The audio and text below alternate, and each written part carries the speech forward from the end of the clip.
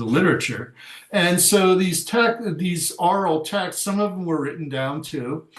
So there was always this back and forth interaction between the oral medium and the written medium. And it's really difficult, as you all know, to separate orality from literacy in South Asia because stuff flows back and forth all the time. So by the time I wrote my thesis on the Panchakosha Yatra, I had decided that I didn't want to simply be an Indologist, namely someone who studies Sanskrit and Pali and so on. But I realized that to really understand what's going on the ground, if you're interested in religion, specifically in ritual or culture more broadly construed, one needed to, work in the vernacular medium. And so, as I mentioned, I went there to study Hindi and Urdu. But then when I decided to go to graduate school, in consultation with my professor, Sam Gill, and many of the other professors at the University of Colorado, I decided some were trying to push me to go to Chicago, but Sam was the one that said, well, if you're interested in orality, you should really go to Penn because Penn had, a lot of the people who practiced what came to be known as the ethnography of speaking. And so that's what ultimately led me to Penn and the Department of Folklore and Folk Life there.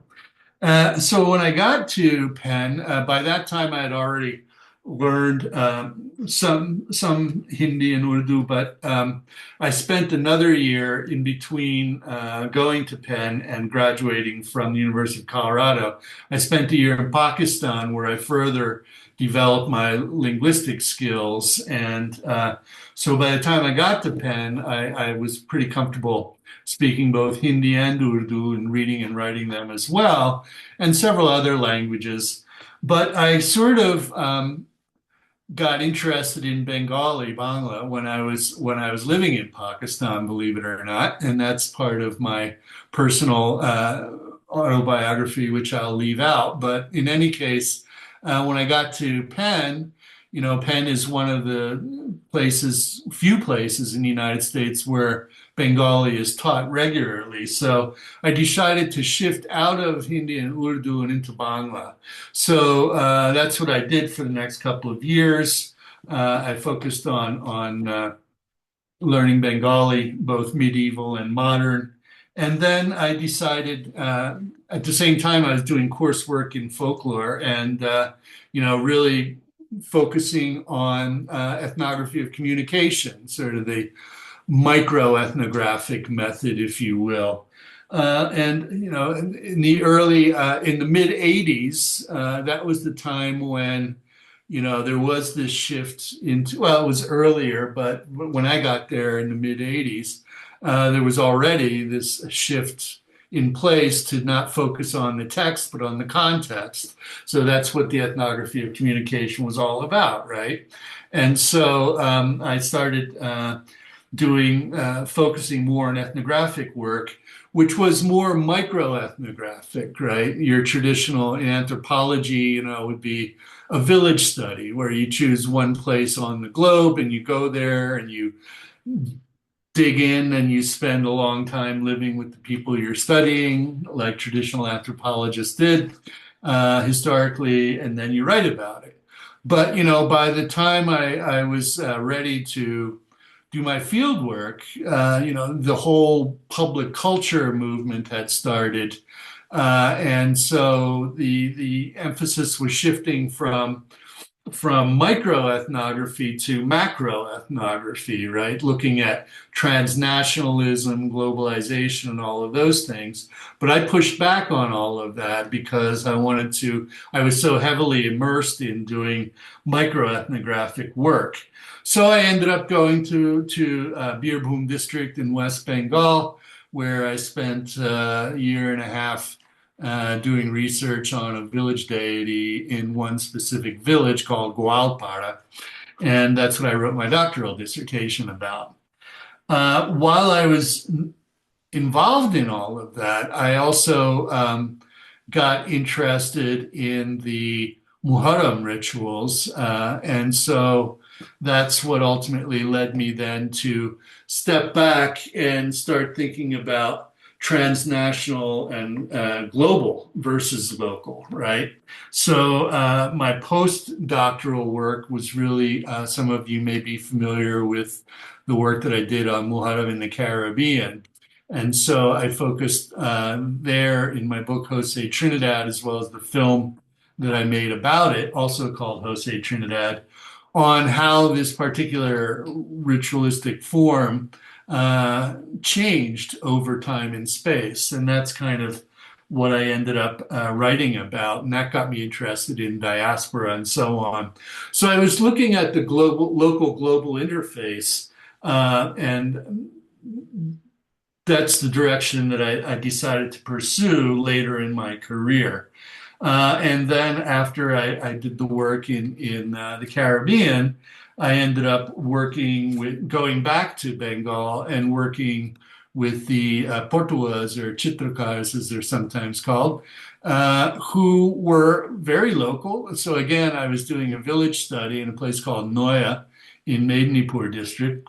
But at the same time, I was looking at the global because there's a kind of a dialectic, right? If you know anything about the Portuguese, and it's very similar with other artist castes all throughout South Asia.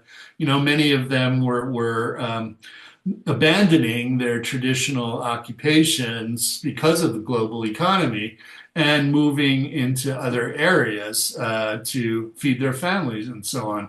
But what struck me about the Portuguese was that they were very insistent upon trying to adhere to their artistic traditions, even though they were incredibly poverty stricken and so on.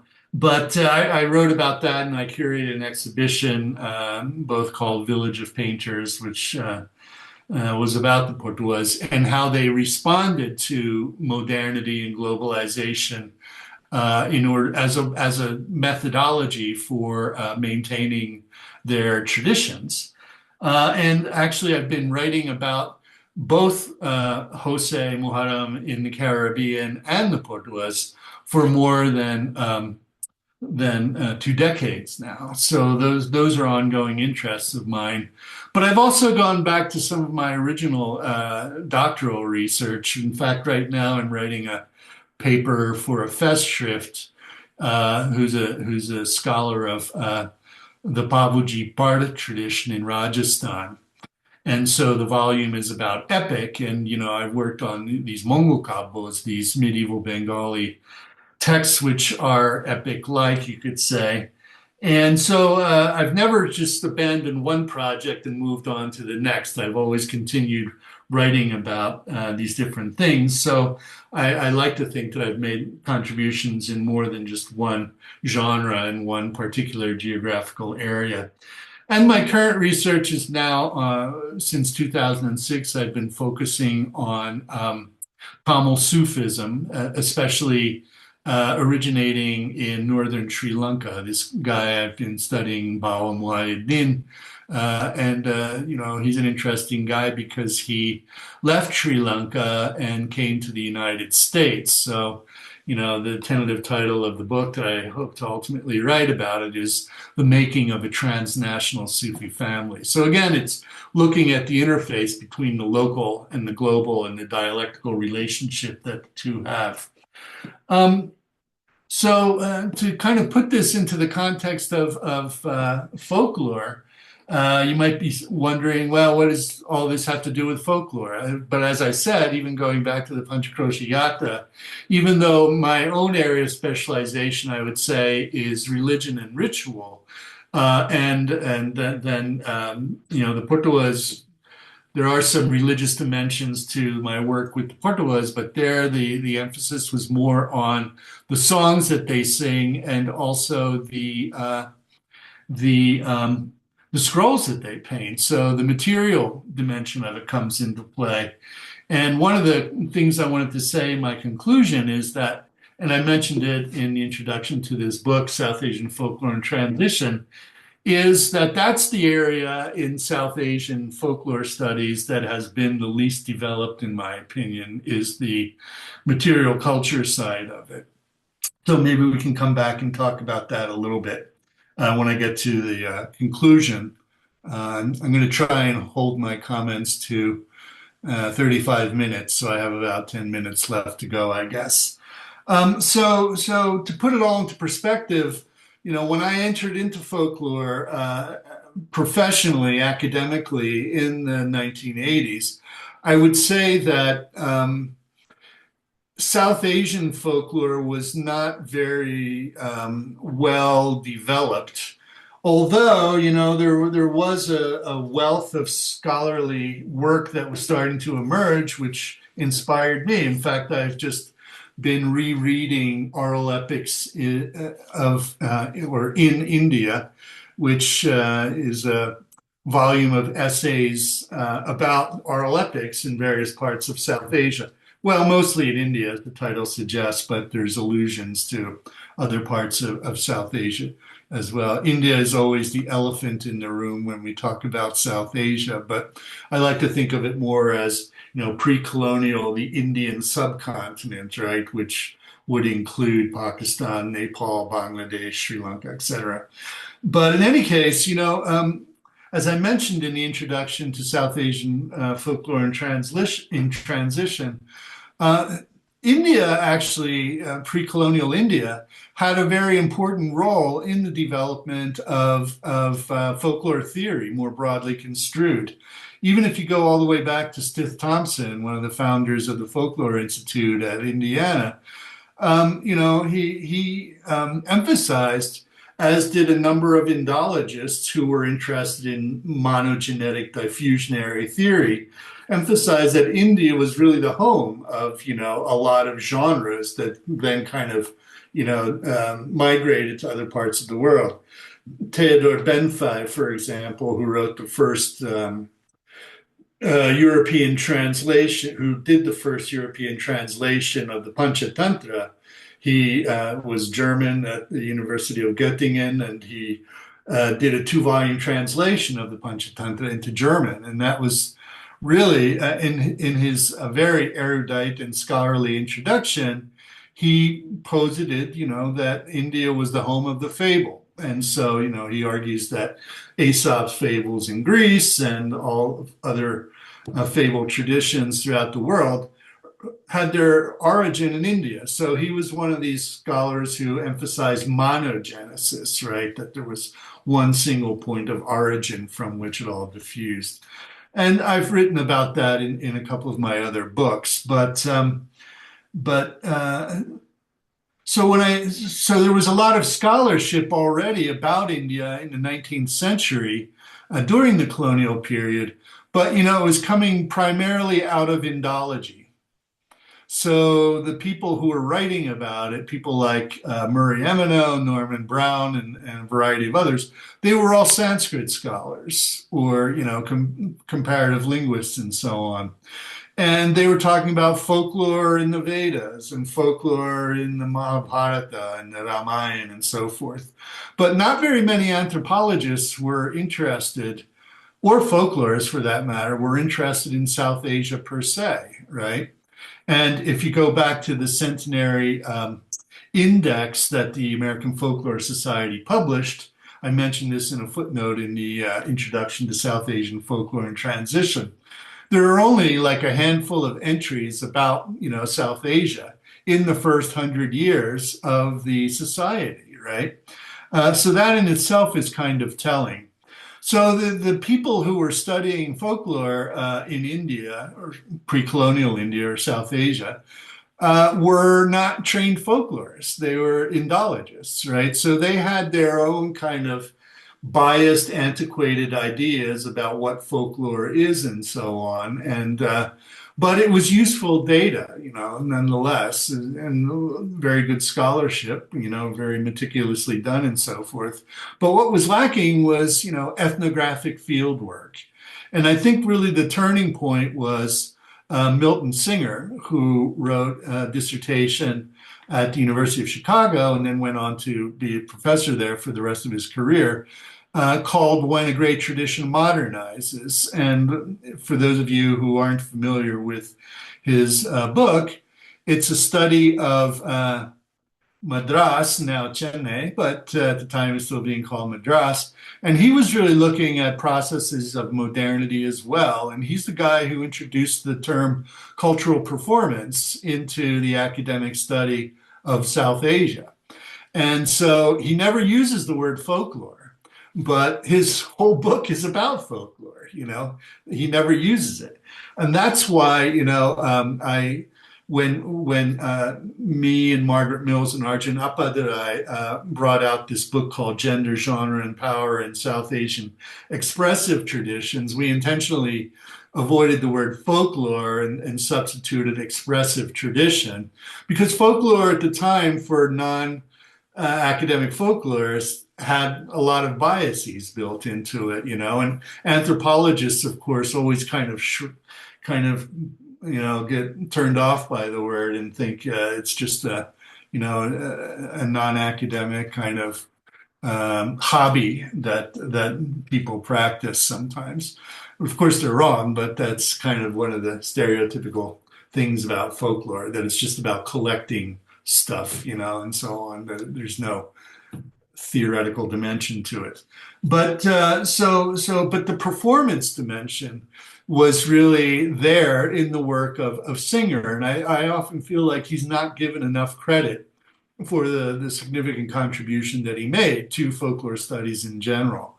So coming into, graduate studies at Penn, there was this body of work emerging based on not only Singer, but, ethnography of communication and so forth, that led to books like Oral Epics in India, and so the other important milestone, I would say, and I don't want to take any personal credit for this, is the workshops in international folkloristics that were organized in Udupi in 1988 and 89. And I was fortunate to be one of the faculty for that, along with my late colleague Peter Klaus and several others. But, we wrote a book called Folkloristics in Indian Folklore that was published in Udupi by the Regional Resources Center for the Folk Performing Arts. And I think that had a big impact on the indigenous study of folklore in India. And then in Bangladesh, too, the Shamsuzzaman Khan, who was at the time the director of the folklore section of the Bangla Academy. He also got money from the Ford Foundation to hold similar workshops in Dhaka. And in Pakistan, you had Lok Virsa. All of this is recounted in my introduction to South Asian folklore and transition, so I won't go into great detail. But so India, Bangladesh, and Pakistan all had, these official places where folklore was being propagated, collected, and analyzed, and the academic study of folklore was being, practiced in all three of these countries. And in Nepal it was happening too, but maybe not as formally, in Sri Lanka and other places as well. So that's a point I want to come back to at the end of my talk. So all of this was going on in the decade of the 1980s. And so it was a very exciting time to be, involved in the study of South Asian folklore. And, that's that kind of lasted, I would say, into the 90s. But then there was a kind of spiraling down effect, and many of the scholars who were the young Turks, you could say, of South Asian folklore studies were not so young anymore, and some of them were, retiring or passing, as my colleague Peter Klaus and myself. I'm getting old now too, so recently retired. But so that gives us, I guess, a little bit some bragging rights to be able to talk about this from a personal perspective.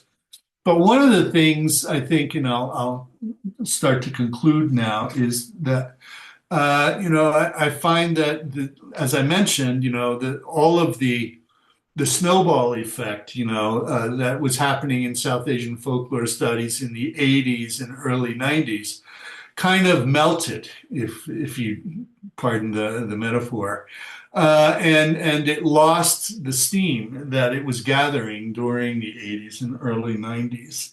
So, what does the future hold in store for South Asian folklore studies? I would say that, it's time to pass the baton on to indigenous scholars of folklore in the region. One of the master narratives now in academe, trends come and go, but, one of the current trends is, the study of decolonization.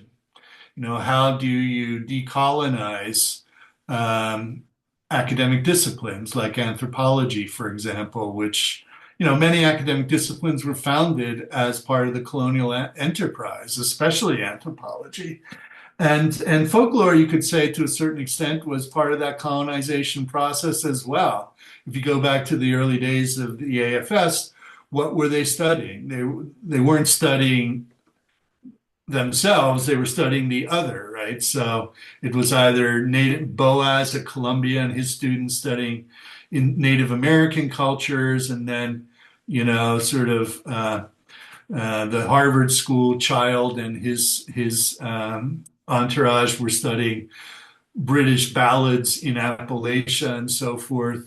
So it was either Anglo or indigenous or ethnic. So, and then of course that included African American and sort of, Herskovitz and his people studying, the traditional cultures of New World slavery and so forth.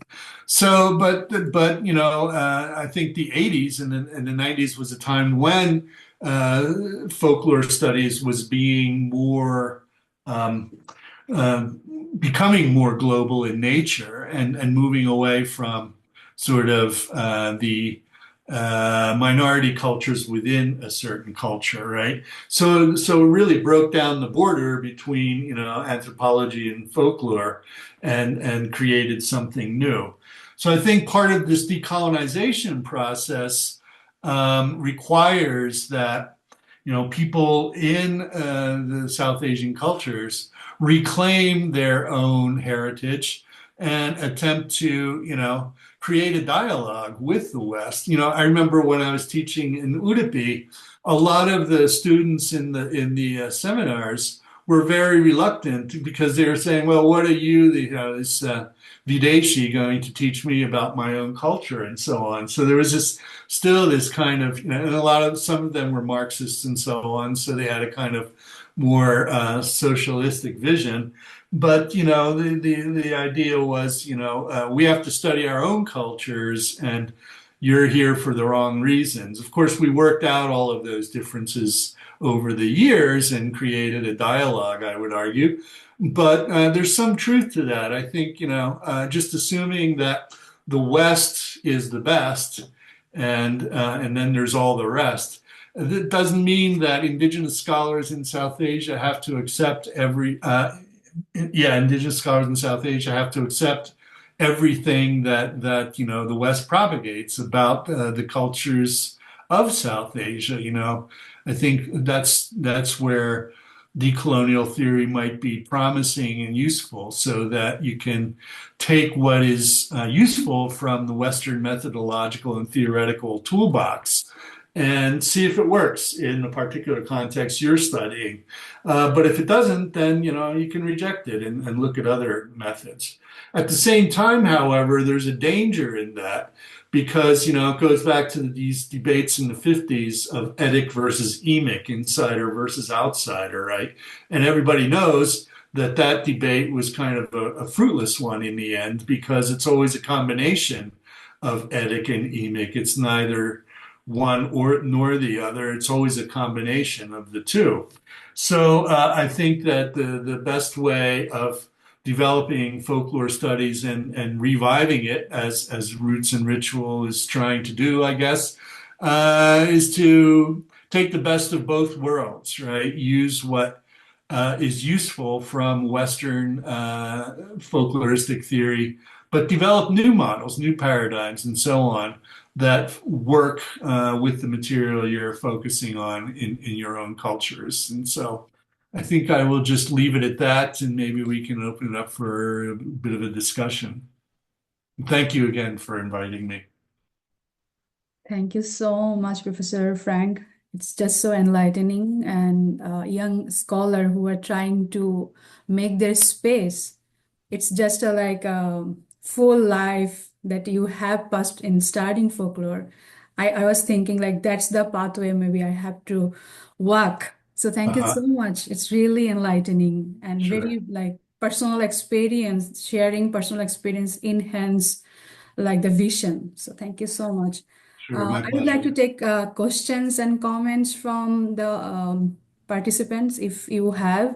I have some, but I can go later.